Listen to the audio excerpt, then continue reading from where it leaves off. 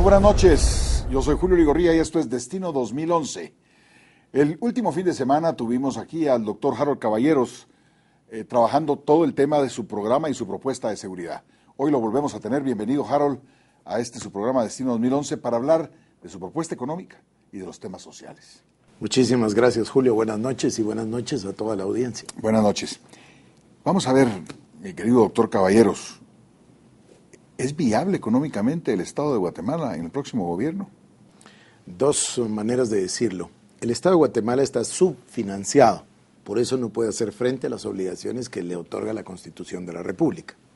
Pero eso si nosotros tomásemos un año X y estuviésemos en cero. Pero hoy, además de eso, tenemos el nivel más alto de endeudamiento de la historia de Guatemala.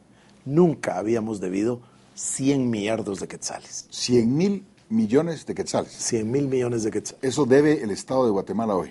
Eso es la deuda. Eso sería el equivalente a aproximadamente 13,500 millones de dólares. Y tenemos reservas monetarias por 4,000 millones. Sí, o sea que no tenemos reservas, ¿verdad? Porque no tenemos reservas. Esa es la situación financiera de Guatemala hoy. Esa es la situación. Además tenemos nosotros un déficit presupuestario de 13,000 millones. De quetzales. De quetzales, sí. Y tenemos nosotros también problemas serios de recaudación.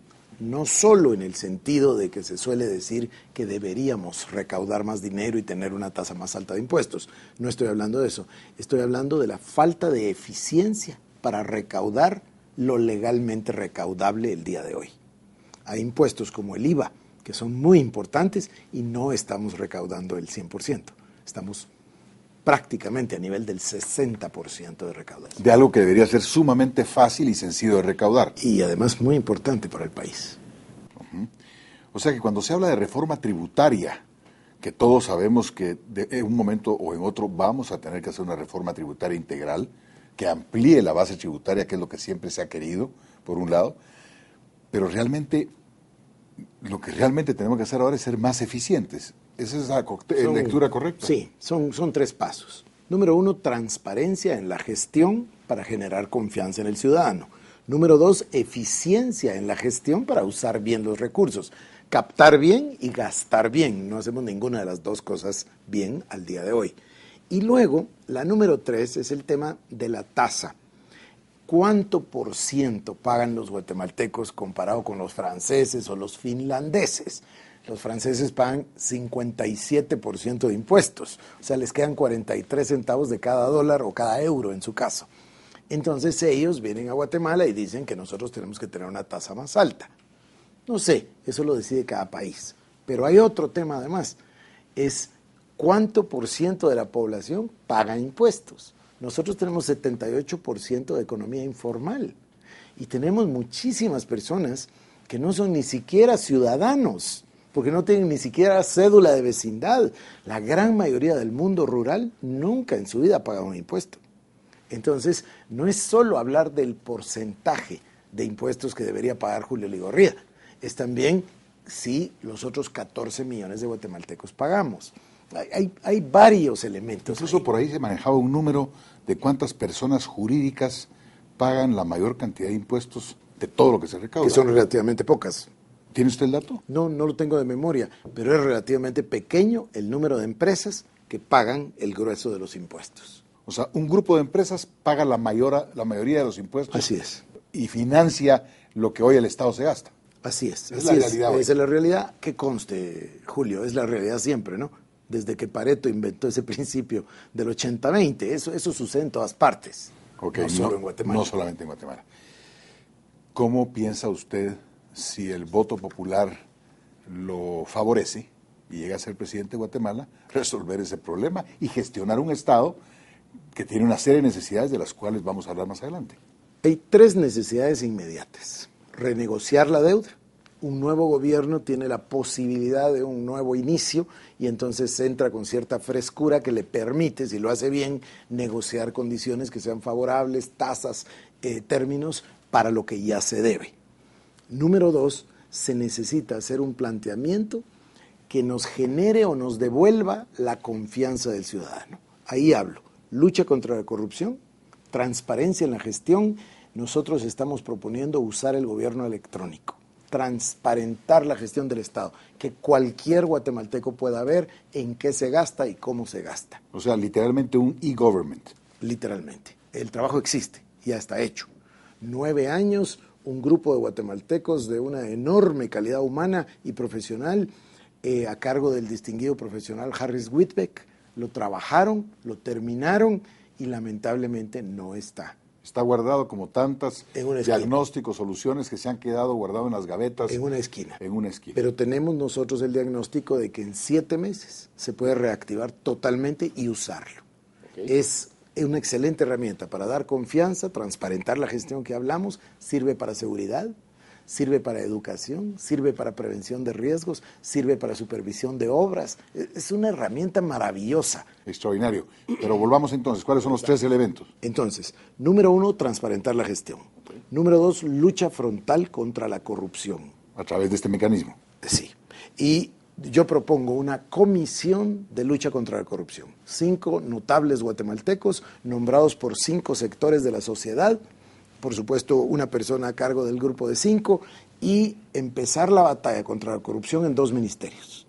¿Cuáles? El de salud y el de comunicaciones. Empezar ahí. No quiero decir que solo a eso se dedique. ¿Sabe usted exactamente lo que está pasando en el Ministerio de Comunicaciones? Bueno, no sé qué quiere decir la palabra exactamente, pero sí sé bastante de lo que está sucediendo. Digo, en términos de por qué el Ministerio de Comunicaciones es observado como el ministerio donde más corrupción se comete. Claro. ¿Qué es lo que está pasando ahí?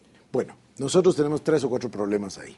El primero, que no depende realmente del ministerio, pero que está dándose de hecho, es que muchísimos, y por supuesto siempre hay honrosas excepciones, pero muchísimos de los diputados tienen sus propias ONGs y gestionan dentro del presupuesto obras para su respectivo distrito electoral o departamento del país y luego se asignan las obras a sus ONGs. Ahí hay una corrupción, ahí hay un porcentaje que suele ser del 30%. Después esas ONGs le dan el trabajo a una constructora. Entonces ahí hay una fuga que nosotros llegamos a entender, en algunas ocasiones llega hasta el 60-65%. Quiere decir que de cada quetzal, 35 o 40 van a parar a la obra y el resto se pierde en el camino. Por eso se caen los puentes. Y se pierde en el camino, que no necesariamente el camino se pierde, dicen. Sí. Simplemente va a la bolsa de un funcionario y de varios. Así es. Pero eso y hablan de que son solamente 5 empresas, grandes constructoras, las que tienen el grueso de la obra pública en los últimos 15 o 20 años. Hay mucha tela que cortar en este tema. Habría que traer personas que nos traigan la evidencia, porque también se suele decir mucho.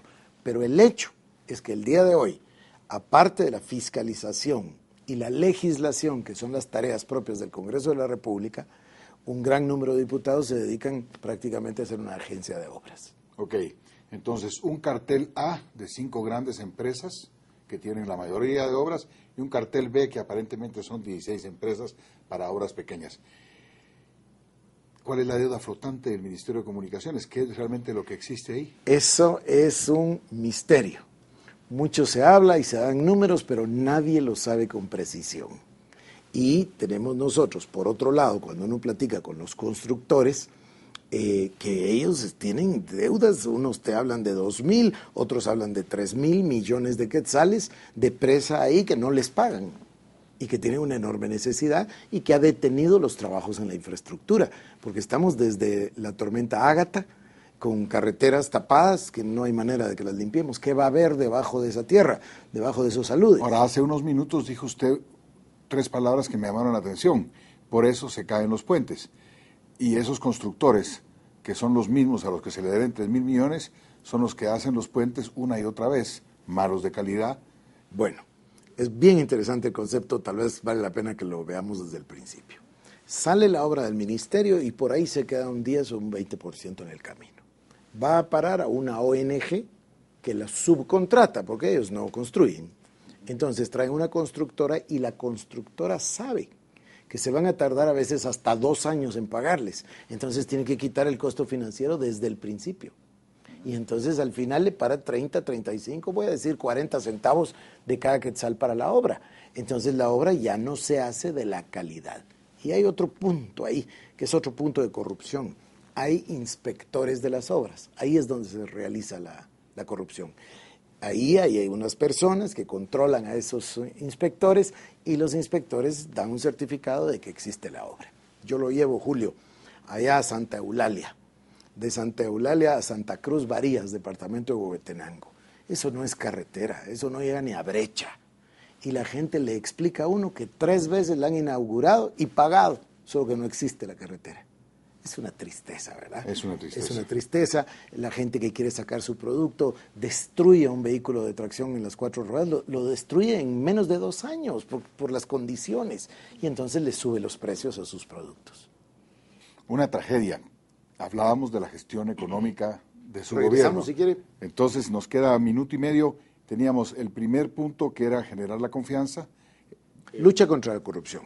Transparencia de la gestión, eficiencia de la gestión. De esa manera recuperar la confianza para planificar un pacto fiscal, pero a mediano plazo, no a corto. No lo veo pasar antes de 3, 4 años.